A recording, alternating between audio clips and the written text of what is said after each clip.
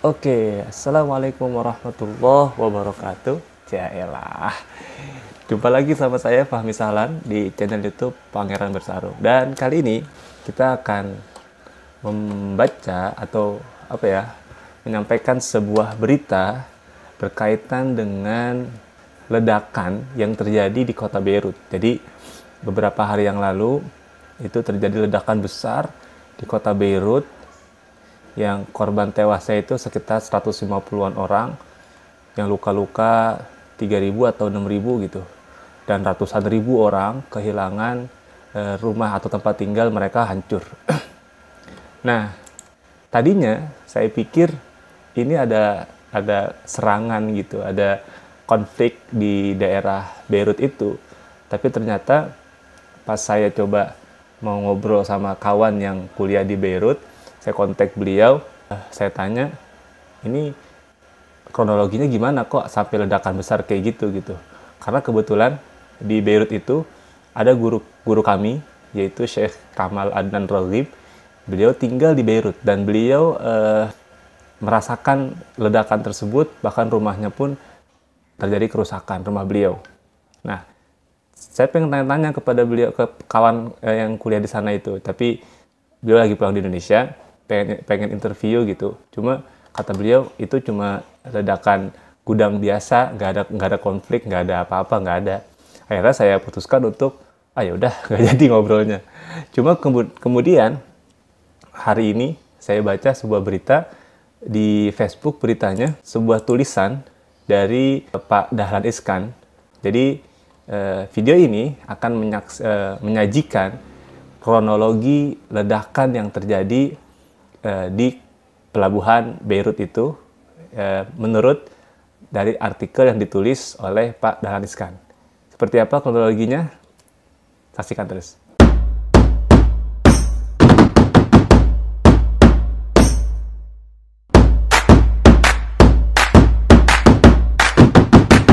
Ya, jadi ini adalah sebuah berita.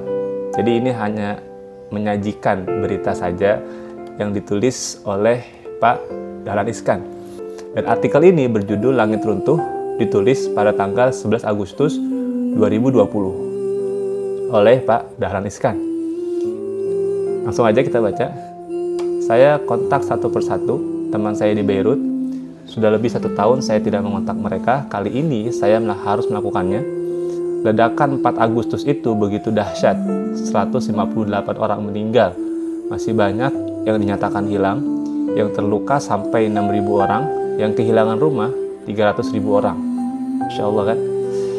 Teman saya termasuk yang selamat. Kabar itu baru saya terima kemarin. Mereka menceritakan kengerian ledakan itu, yang setara dengan gempa bumi 3,3 skala Richter, tapi pusat gempanya di permukaan bumi, di pelabuhan Beirut, ibu kota Lebanon. Getaran ledakan itu sampai terasa di negara Siprus, di Israel, di Syria. Maklum, yang meledak itu adalah 2.750 ton amonium nitrat yang kekuatannya setara dengan 1,2 ton bom TNT. Saya kembali terbayang ketika seminggu penuh di Beirut tahun lalu. Dari lantai atas hotel, saya bisa melihat pelabuhan itu. Saya juga membayangkan Beirut Souk, mall termodern di sana, yang tiap hari saya jalan-jalan di souk itu. Yang kini tetap utuh, tapi kaca-kacanya berantakan. Kemarin, setelah 4 hari, jelaslah asal-usul peristiwa itu. Jelas juga bahwa Presiden Donald Trump sangat ngawur yang buru-buru menyebut ledakan itu sebagai sebuah serangan. Jadi memang ini bukan serangan. Ternyata, begitu sepele penyebab ledakan itu. Ini ibarat manusia satu kota minum air PDAM yang pipanya dibiarkan keropos kemasukan racun. Padahal posisi pipa itu ada di atas tanah di depan mata. Cerita agak lengkapnya begini. Nah, ini baru masuk ke kisah kronologi kenapa ada ledakan di pelabuhan Beirut. Kata Pak Dahlan Iskan, ini adalah kisah sedih kapal dari negara miskin, membawa barang dari negara miskin untuk dibawa ke negara miskin. Jadi ada sebuah kapal mau ngangkut barang dari sebuah negara miskin ke negara miskin lainnya. Tentu kapal itu sudah sangat tua, bikinan tahun 1984, Yang diangkut kapal itu adalah bahan baku peledak untuk perusahaan pembuat peledak di Mozambique di pantai timur Afrika di seberang Pulau Zanzibar. Rupanya ongkos angkut menjadi masalah. Mereka pun mencari ongkos angkut yang paling murah yang biasanya hanya dilakukan oleh kapal-kapal tua.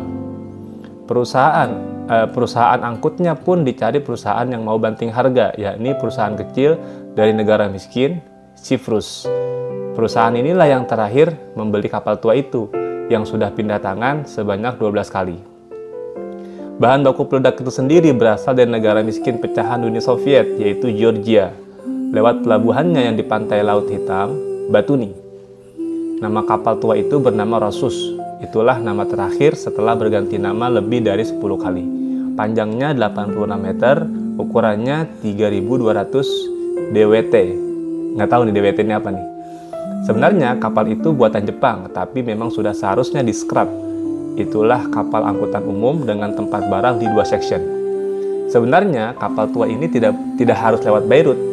Tujuan akhirnya adalah Mozambique, berarti dari Batumi, kapal itu harusnya mengarungi Laut Hitam menuju Selat Bosporus di Istanbul, Turki. Lalu masuk Laut Marmara, masuk lagi Laut Tengah, menyusuri lepas pantai Izmir, Turki. Dari situ, kapal ini bisa langsung menuju terusan Suez, lantas menyusuri lepas pantai timur Afrika, tibalah di Mozambique mestinya. Nah, ini ada gambar semacam kayak peta gitu, alur yang seharusnya dilewati oleh kapal Rosus tadi dari Georgia sampai ke Mozambique. Alurnya sebetulnya nggak mesti lewat Beirut, tapi kenapa mesti lewat Beirut nanti dijelaskan. Nah, tapi kapal itu tidak punya uang untuk bayar ongkos di tol melewati terusan Suez. Terusan ini dibangun sangat mahal oleh Inggris di tahun 1876. Sekarang dikuasai sepenuhnya oleh Mesir. Jadi ada tol laut nih, tol laut. Ongkos tol Suez itu mahal. Untuk ukuran kapal seperti Rosus, ongkos tolnya bisa sampai $13.500 atau hampir 500 juta. Maka untuk bisa bayar ongkos lewat terusan Suez, kapal Rosus harus ngompreng. Maksudnya cari angkutan tambahan di perjalanan. Ada ketemu, yakni mesin tua yang sangat besar ukurannya. Media di Lebanon yang menjadi sumber tulisan ini tidak menyebut mesin apapun. Mesin apa namanya gitu. Mesin itu ada di pelabuhan Beirut, harus diangkut ke pelabuhan Aqaba di Jordania. Jadi kapal ini dari Georgia sudah bawa bahan peledak nih, ya bahan peledak, bahan baku peledak gitu, yang dia harus dibawa ke Mozambique tadi. Tapi karena dia nggak punya ongkos untuk bayar tol di terusan Suez, nah dia mampir dulu ke Beirut untuk cari penumpang tambahan, di mana biayanya itu cukup untuk membayar ongkos tol di terusan Suez gitu. Makanya kapal itu menepilah di Beirut, Lebanon untuk ngambil penumpang tambahan yang tadi katanya adalah sebuah mesin tua. Nah, ongkos angkut mesin itu cukup untuk bayar tol terusan Suez. Toh untuk menuju pelabuhan Aqaba juga harus melewati terusan sepanjang 190 km itu. Berarti dari lepas pantai Izmir, kapal tua Rosus harus mampir dulu ke Beirut. Kapal itu bersandar di pelabuhan Beirut bulan September 2013. Udah lama banget nih kan, 2013, 7 tahun yang lalu. Untuk mengambil mesin tua itu. Tetapi mesin itu terlalu besar. Peralatan di pelabuhan Beirut tidak seperti di negara maju. Saat dicoba angkat naik ke kapal, mesin tua itu menghantam kapal tua dan kapalnya rusak. Kapal Rosus harus diperbaiki di situ, tapi tidak ada uang. Kapal mesti lebih lama bersandar di pelabuhan Beirut. Berarti ongkos sandar pun bertambah-tambah, apalagi harus membayar denda akibat pembayaran yang tidak juga dilakukan. Tapi muatan awal yang ada di kapal itu, kalau disita masih ada harganya, yaitu muatan awalnya adalah bahan baku peledak itu, asalkan kapal itu tidak tenggelam. Padahal di kapal tua itu mulai terlihat ada rembesan air. Jadi kapalnya sudah rusak, sudah mulai ada masuk rembesan air. Jadi untuk membayar ongkos sandar di pelabuhan, maka angkutan atau muatan di kapal tersebut yang tadinya bahan baku peledak, disitalah oleh pemerintah Lebanon untuk disimpan di gudang di pelabuhan Beirut. Maka pihak pelabuhan membongkar bahan baku peledak itu agar tidak terpendam air. Dimasukkanlah bahan baku peledak itu ke gudang di pelabuhan itu, ke gudang nomor 12. Oke, aman. Maksudnya aman. Maksudnya aman adalah ini sebagai jaminan untuk bayar ongkos sandar di pelabuhan. Setidaknya bisa untuk jaminan pembayaran ongkos sandar. Tidak disangka, gara-gara ingin menyelamatkan uang receh ini, bencana besar terjadi 7 tahun kemudian, yaitu 2020 ini, 4 Agustus barusan, yang merugikan negara 300 triliun rupiah. Ketika muatan bahan baku peledak itu sudah pindah ke gudang, awak kapal masih harus tetap tinggal di dalam kapal. Pekerjaan rutinnya yaitu menguras air laut yang mulai masuk ke kapal. Mereka adalah 7 orang asal Ukraina, 1 orang kapten asal Rusia. Status mereka yang warga negara asing membuat awak kapal harus tetap di kapal. Jadi karena mereka warga negara asing, mereka nggak bisa turun karena kan ini bukan wilayah negara mereka. Mereka tinggal di kapal. Perusahaan kapal itu tidak mau tahu, tidak lagi punya kemampuan keuangan. Belakangan, perusahaan itu sendiri tidak bisa bertahan hidup alias bangkrut. Untuk biaya sehari-hari, awak kapal pun menjual minyak kapal. Mereka menyedotnya dari tangki kapal, dijual eceran, toh kapal tidak bisa jalan dalam waktu yang tidak bisa ditentukan. Jadi, karena kapal nggak bisa jalan, para awak kapal yang tadi tertahan di dalam kapal itu ngambilin minyaknya dijual untuk bertahan hidup, buat makan dan lain-lain. Nah, setelah 10 bulan terlantar di pelabuhan Beirut, pemerintah Ukraina menyelamatkan awak kapal itu. Mereka bisa pulang ke Ukraina. Tinggallah kapten kapal asal Rusia itu sendirian. Ia harus bertahan di dalam kapal sambil menunggu penyelesaian. Tidak bisa selesai. Akhirnya bisa selesai dengan sendirinya. Tuhan yang menyelesaikan. Maksudnya bagaimana? Problem itu selesai justru karena tidak ada lagi awak yang menguras air laut yang masuk ke kapal. Bahkan kapten kapal itu pun akhirnya sudah diselamatkan oleh pemerintah Rusia. Kapal Rosus tinggal sendirian terapung di laut dekat pelabuhan. Lama-lama, kapal Rosus itu pun miring. Air laut yang masuk kapal kian banyak. Dalam 3 hari, miringnya bertambah dalam. Akhirnya, kapal tua itu tenggelam dengan damai pada Oktober 2018. Ketika minggu lalu, gudang itu meledak. Rosus sendiri, kapal Rosus, hanya bisa melihat keruntuhan Beirut dari dasar laut sambil tetap memejamkan matanya. Sebenarnya, saat itu sedang diproses. Mau diapakan bahan baku peledak yang sudah 7 tahun di gudang itu?